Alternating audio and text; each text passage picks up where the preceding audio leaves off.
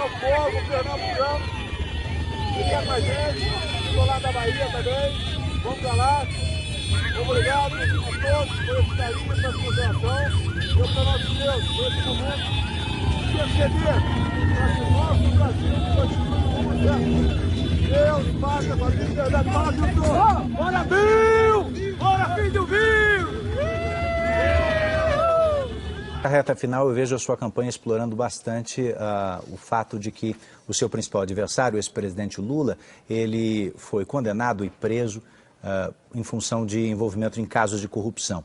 Apesar dele não ter sido, de fato, absolvido, e sim por questões processuais, os casos terem sido anulados pelo STF, e só por isso ele concorrer a esta eleição, eu queria saber do senhor como é que o eleitor comum, o senhor acha que ele consegue separar a diferença entre absolvição e o que de fato aconteceu?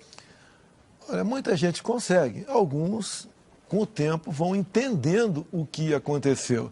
Quando eu falo da Petrobras, é uma realidade. O BNDES, o malversação de recurso público, chegou na casa dos 400 bilhões de reais. O BNDES emprestou dinheiro para a Venezuela. Eu costumo dizer, em Belo Horizonte não tem metrô, mas em Caracas, capital da Venezuela, tem dinheiro do BNDES. Hoje em dia, a dívida da Venezuela conosco, que não vai pagar, está na casa de 1 bilhão e 60 milhões de dólares, mais de 5 bilhões de reais. E ele emprestava esse dinheiro porque o Lula mandava o BNDES emprestar recursos para essas ditaduras.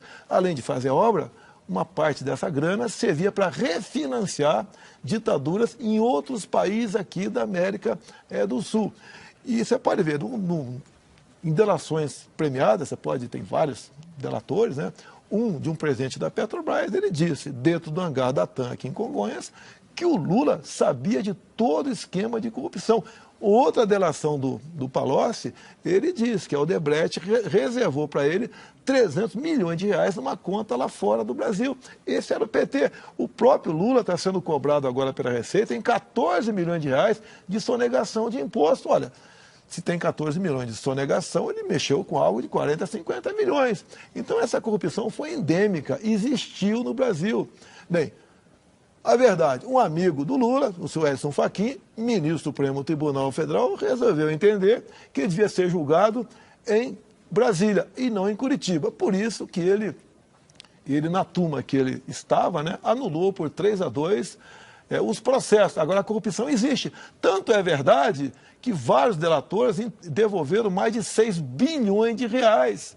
Ou seja, ninguém ia devolver essa grana se não tivesse roubado. Então, o PT roubou e muito com o Lula na frente desse grande esquema de corrupção que se fez presente, inclusive em própria delação do Palocci, em todos os órgãos públicos, exceto o Banco Central. Presidente, há pouquíssimos dias das eleições, o Brasil vive hoje um clima tenso de violência política. São declarações fortes, são agressões contra integrantes de institutos de pesquisa, apenas opositores, infelizmente casos de morte, inclusive. Eu vi que no último debate o senhor chegou a falar, olha, eu sou torcedor do Palmeiras, mas atenção, você que torce para o Palmeiras, não vá brigar porque senão vão me culpar. Por que o senhor não dá esse mesmo recado, ou o senhor daria esse mesmo recado aos seus apoiadores políticos? Não é papel de todos os candidatos tentar pacificar esse momento? O senhor tem um minutinho para essa resposta. Como é que eu vou chegar para todo mundo, não brigue? Lógico que eu não quero que brigue. Tá? Agora, quando há um problema, potencializa em cima de mim. Há poucos dias, um cara matou a esposa e um filho de 2 anos e tinha uma tatuagem do Lula no braço. A imprensa, no primeiro grande parte da imprensa, no momento divulgou o fato, mas quando descobriram que inclusive o filho tinha o nome de Luiz Inácio e tinha uma tatuagem no braço, não tocou mais no assunto. Eles ficam procurando. Que existe mortes violentas no Brasil, diminui bastante, mas existe. Qualquer morte violenta, o cara vai lá e vê o agressor. Tem um perfil simpático à minha pessoa, ou é torcedor do Palmeiras, ou seja lá o que for, bota na minha conta. Lógico que a gente faz um apelo, tá? Não brigue, mas, pô, se isso resolvesse o problema, estaria safo. Agora, usam isso politicamente contra a minha pessoa. Então, para o seu minuto final, se o senhor me permitir, para as suas considerações finais. Falamos muito de economia, vamos falar de outras pautas, né? Nós, por exemplo, somos contra a ideologia de gênero. A gente entende que o patrimônio da família são seus filhos. Tá? E o lugar, na escola, o lugar da garotada é se instruir e não ser educado. Nós, por exemplo, somos contra a liberação das drogas. Alguém já viu o sofrimento de uma mãe que tem um filho no mundo das drogas, nós somos contra isso. O outro lado é favorável a isso, né? Nós defendemos a propriedade privada, tá? Como algo sagrado para nós. Nós defendemos, por exemplo, o legítimo direito à defesa. Nós, por exemplo, somos contra o aborto. Você não pode banalizar isso aí. Nós entendemos e respeitamos a vida desde a sua concepção. Nós não aceitamos mais emprestar dinheiro para ditaduras pelo mundo todo, como o PT de Lula fez, emprestando para ditaduras que não pagam a gente. Nós somos contra o loteamento de estatais, ministérios e bancos oficiais, coisa muito usada no passado, usado em moeda política para apoio dentro do parlamento e também para praticar a corrupção. Nós somos o governo do bem, nós queremos a paz, a tranquilidade, a ordem e o progresso. E Deus, pátria, família e liberdade. Então, mais cedo você estava falando aí da questão das pesquisas. Quando fala em pesquisa, cara, vem uma coisa na minha cabeça, porque é o seguinte, a Rede TV, por exemplo, ela veicula a Brasmarket. Na Brasmarket, o presidente Bolsonaro está dando quase o primeiro turno para ele. Aí você vai olhar o Datafolha, é o contrário.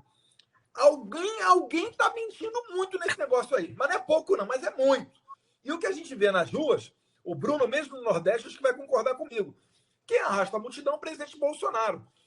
Os poucos eventos que o PT ainda consegue colocar alguém são aqueles eventos que vêm ônibus da região inteira. Em Santa Catarina teve videozinho mostrando lá ônibus escolar, suspeita de ônibus comprados com dinheiro das prefeituras, enfim, aquela bagunça toda. Mas quando fala em pesquisa, olhando logo, é disso daqui, ó. Propina pagou pesquisa da Vox Populi para o PT, diz Palocci. Os contratos entre empreiteiro e instituto chegaram ao valor de 11 milhões. Do outro lado ali está o Yahoo, matéria de 2014. No primeiro turno, o Datafolha errou mais da metade das previsões para os cargos executivos. Capitão, o teu sentimento sobre pesquisas, dá para confiar? Tem alguma aí que você leve mais a sério? Com certeza, nosso sentimento, a da Brasmarket, é o que retrata as ruas. Eu estou nas ruas, sentindo... Hoje eu acabei de fazer uma carreata na chuva, aqui na zona leste de Manaus, e a gente fazendo campanha para o presidente, e a aceitação, e todo mundo apontando 2, 2, 2. Aí, ó. Isso mostra que essas pesquisas estão sendo manipuladas, que ela tem um objetivo de ganhar, sabe, aquele público que quer votar em quem vai vencer, dizer que o Bolsonaro não tem chance e que não tem jeito, que o Lula pode ganhar no primeiro turno, tentando influenciar uma parte do eleitorado a votar no Lula. Está muito tendencioso. E o que é que vai acontecer?